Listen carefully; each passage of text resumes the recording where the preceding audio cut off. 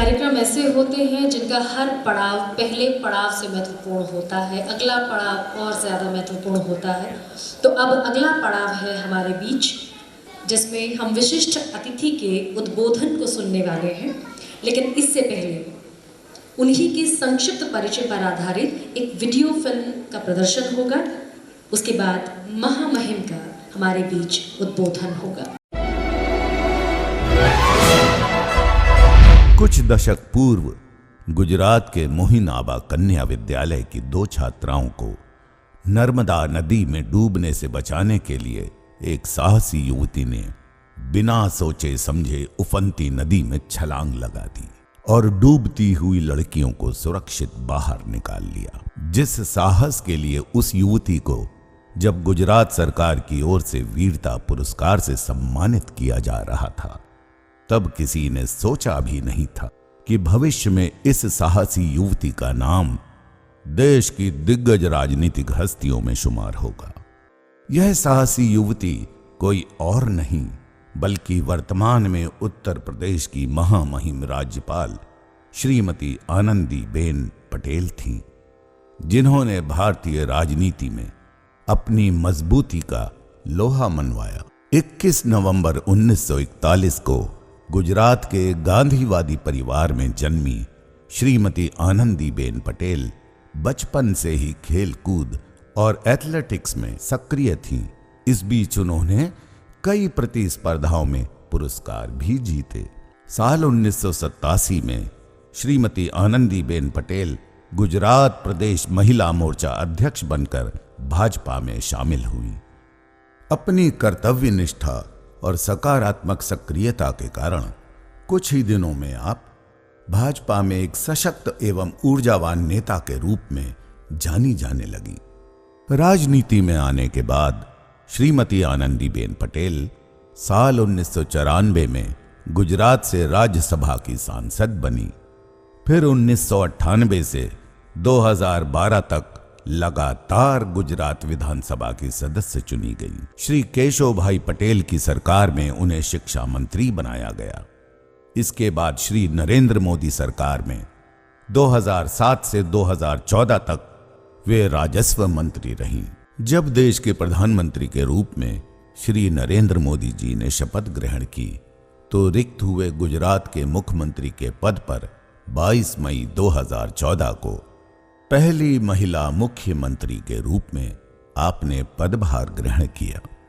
उनका मुख्यमंत्री के रूप में कार्यकाल भी अत्यंत महत्वपूर्ण उपलब्धियों से भरा रहा।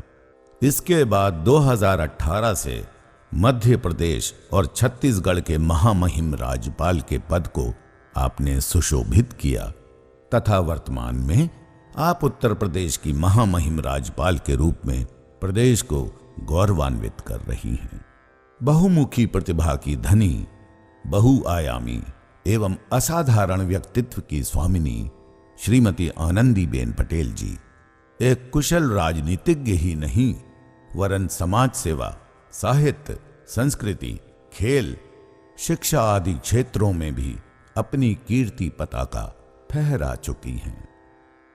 आपके आत्मबल और समर्पित देशभक्ति की भावना का इससे बड़ा प्रमाण और क्या हो सकता है कि जब 26 जनवरी 1992 को भाजपा ने श्रीनगर के लाल चौक पे तिरंगा झंडा फहराने के लिए कन्याकुमारी से श्रीनगर तक एकता यात्रा निकाली, तब आतंकवादियों की धमकी की परवाह किए बिना आप उस यात्रा में गुजरात से शामिल होने वाली एकमात्र महिला थीं।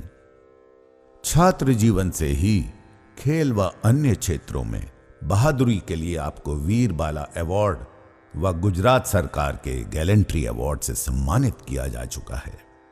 इसके अतिरिक्त आप बेस्ट टीचर, विद्या गौरव, पाटीदार शिरोमणि व सरदार पटेल अवार्ड से भी विभूषित हो चुकी हैं। नारी शक्ति का प्रतीक उत्तर प्रदेश की महामहिम राज्यपाल आदरणीय श्रीमती आनंदीबेन पटेल जी का ब्रिज रत्न अवार्ड अलंकरण समारोह के अवसर पर मुख्य अतिथि के रूप में इनक्रेडिबल इंडिया फाउंडेशन और समूचा ब्रिज क्षेत्र स्वागत व अभिनंदन करता है। वैसे तो इसके बाद कुछ कहने के लिए रह नहीं जाता, लेकिन बस अंदाज़ा लगाइए कि देश के यशस्वी प्रधानमंत्री जब दिल्ली की ओर आते हैं गुजरात छोड़कर, तो गुजरात की कमान महामहिम राज्यपाल श्रीमती आनंदीबेन पटेल को सौंपी जाती है, और यही उनके कुशल राजनेता होने का सबसे बड़ा प्रमाण है। और मैं उनसे आग्रह करती हूँ, अनुरोध करती हूँ, ससम्मान अनुरोध करती हूँ कि वो हमारे बीच आएँ और हम सभी को अपने प्रेरणादायी शब्दों से अनुग्रहित करें। भारत सरकार के राज्य मंत्री प्रोफेसर एसवीसी जी, इनक्रेडिबल इंडिया फाउंडेशन के चेयरमैन श्री पूरन डावर जी, समिति के अध्यक्ष squadron leader A K. Singh ji, आयोजक अध्यक्ष श्री किशोर खन्ना जी, सम्मानित सभी महानुभाव, देवियों और सज्जनों, मेरे लिए बहुत ही गर्व की बात है कि आज मुझे यहाँ इनक्रेडिबल इंडिया फाउंडेशन द्वारा आयोजित ब्रज रत्न अवार्ड 2020 समारोह में आप सभी के बीच उपस्थित होने का सुअवसर प्राप्त हुआ है। जिन पावन ब्रज भूमि पर आज यह समारोह हो रहा है, वह हम सभी के हृदय में रची बसी है। हम भले ही दुनिया के किसी भी हिस्से में रहते हो, लेकिन कान्हा की इस जन्मभूमि को कोई नहीं भूल सकता। मैं गुजरात से आती हूँ। जब भगवान श्री कृष्ण ने द्वारिका नगरी को बसाया, वहाँ जय कृष्ण बोला जाता है। ब्रज भूमि तो भगवान की बाल लीला तथा राधा कृष्ण के अगाध प्रेम और प्यार की नगरी है। वास्तव में ब्रज की इस धरती ने प्रेम भक्ति को जन्म दिया। ऐसी ब्रज भूमि को मेरा कोटिशः नमन। आध्यात्मिक चिंतन के लिए विख्यात इस ब्रज भूमि ने अपने रसोमय चिंतन से न केवल देश में अपितु विश्व में भक्ति एवं ज्ञान की गंगा को प्रवाहित किया है। ब्रज संस्कृति वह महान संस्कृति है जो भगवान कृष्ण की 16 कलाओं से युक्त है। मथुरा में गली गली में राधा कृष्ण के मंदिर है। कहा जाता है कि यहाँ लगभग 5000 मंदिर है। आप सभी के सम्मुख आकर भगवान श्री कृष्ण के परम भक्त रसखान की रचना की ये पंक्तियां मुझे याद आ रही है। मानुष हो तो वही रसखान, बसो ब्रज गोकुल गांव के ग्वारन। जो पशु हो तो कहा बस मेरो, चरो नित नंद की धेनु मंजारन। ब्रज के गीत संगीत लोक परंपरा आज भी समृद्ध है। ब्रज संस्कृति उल्लासमय है, इसलिए यहाँ सदा रस की वर्षा होती रहती है, जिस तरह आज हो गई। ब्रज में उत्सव व समारोह निरंतर होते रहते हैं। यहाँ की लठमार होली विश्व प्रसिद्ध है। आगरा शहर का भी गौरवशाली इतिहास रहा है। यहाँ की स्थापत्य कला का अद्वितीय स्मारक ताजमहल पूरी दुनिया में विख्यात है। इसके साथ ही इस नगरी का आध्यात्म, साहित्य, शिल्प एवं ललित कला आदि विभिन्न क्षेत्रों में विशिष्ट योगदान रहा। इस शहर से सद्भाव का संदेश पूरी दुनिया में जाता है। ताज नगरी आगरा अपने आगोश में वर्षों से अनेक गौरवशाली मानव संस्कृतियों और ऐतिहासिक हस्तियों की जीवन गाथाएं समेटे हुए हैं। भारतीय संगीत कला में भी इसका महत्वपूर्ण स्थान है। मुझे पता है कि ब्रज मंडल केवल धार्मिक आस्था का केंद्र नहीं है, बल्कि अनगिनत विभूतियों इस धरती ने दी है। आपके इस आयोजन की कई ऐसी विशेषताएं रही कि ब्रज का यह ब्रज रत्न अवार्ड समारोह मुझे आगरा आगमन के लिए प्रेरित करते हुए आप सबके बीच में लाया। पिछली बार मेरी सहभागिता इस आयोजन में वर्चुअल माध्यम से रही थी, लेकिन इस बार यह आना मेरे लिए यादगार अनुभव है। इनक्रेडिबल इंडिया फाउंडेशन द्वारा प्रख्यात विभूतियों को सम्मानित करना, किया जाना बहुत ही सराहनीय है, जिन्होंने ब्रज संस्कृति के संरक्षण और संवर्धन में समर्पण भाव से कार्य किया है। इस वर्ष व्रज रत्न अवार्ड से सम्मानित होने वाली 11 विभूतियों में प्रमुख रूप से विख्यात हास्य कवि पद्मश्री काका हाथरसी और हाल ही में सेवानिवृत्त हुए भारतीय वायु सेनाध्यक्ष air chief marshal RKS Bhadauria शामिल हैं। और यहाँ काका हाथरसी का सम्मान ग्रहण करने उनके दामाद प्रख्यात कवि पद्मश्री अशोक चक्रधर पधारे। यह सभी के लिए गौरव की बात है। मैं आप सभी को बहुत बहुत बधाई देती हूँ जिनको आज यह व्रज रत्न अवार्ड प्रदान किए गए हैं।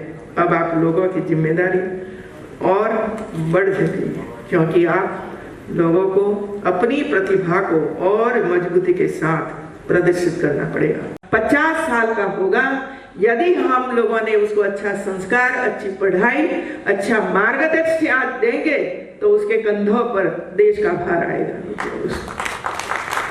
वो ही देश चलाने वाले हैं। कैसे देश को आगे ले जाना है, क्यों ले जाना है, ये सब सीखने की जरूरत है मित्रों। आज देखिए, पहले कई प्रधानमंत्री विदेशों में जाते थे, हमें पता ही नहीं चलता था कौन गया कब आया क्या बोल कर आया। कभी कभी तो जो प्रवचन तैयार होता था इसके अलावा दूसरा पढ़ लेते थे। ऐसी भी स्थिति हमारी रहती थी। आज सम्मान के भाव से चाहे अमेरिका प्रेसिडेंट हो, चाहे जापान का हो, चाहे रशिया का हो, गौरव से हमारे प्रधानमंत्री उसके सामने खड़े रहते हैं और अपनी बात सबको बताते हैं कि पर्यावरण आपने बिगाड़ा है, आपको ही सुधार करना पड़ेगा। किसी की हिम्मत थी दुनिया के देशों के सामने बोलना कि आपने ये पर्यावरण बिगाड़ दिया है, आपको ही सुधारना पड़ेगा।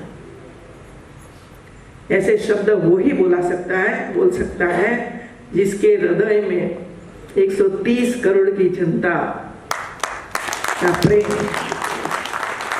देश के लिए कुछ करना है, अच्छा करना है, जन कल्याण की योजनाएं बनाना है और घर घर तक हर गरीब तक उनको पहुंचाना है। वही लक्ष्य के साथ आज हमारी सरकारें काम कर रही है मित्रों। अभी सहयोग हमें देना है, सहयोग हमें देना है कि आगे ये सब बढ़ाना है कि वहां ही समाप्त कर देना है। सोच लेना है। मैं तो अभी पॉलिटिकल पार्टी नहीं हूं, हम तो बाधाएं देती हम नहीं बोल सकते हैं, लेकिन नागरिक तो हूं मैं, एक नागरिक तो हूं मैं मित्रों। आज विश्व के शायद 12-15 देशों ने ये देश का सर्वोच्च अवार्ड किसको दिया? किसको दिया? नरेंद्र मोदी जी ने। पहले किसी को दिया था?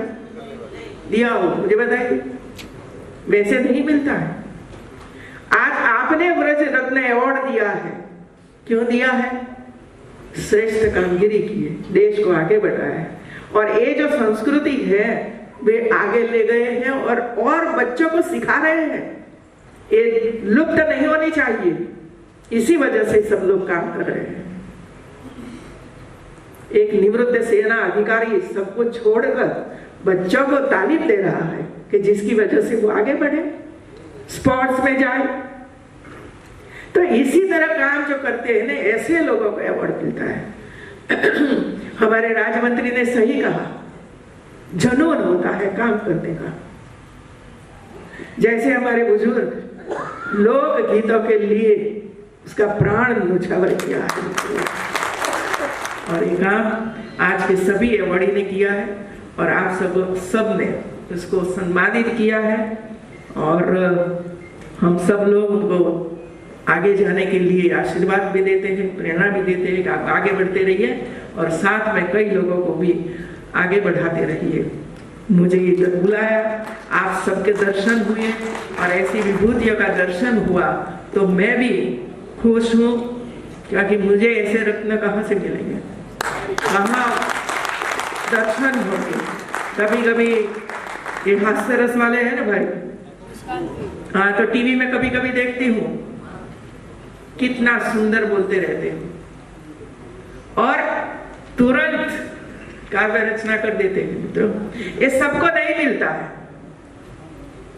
ईश्वर किसी को ही देता है, सबको नहीं देता है। तो सबको मैं प्रणाम करती हूँ, धन्यवाद देती हूँ। जय हिंद।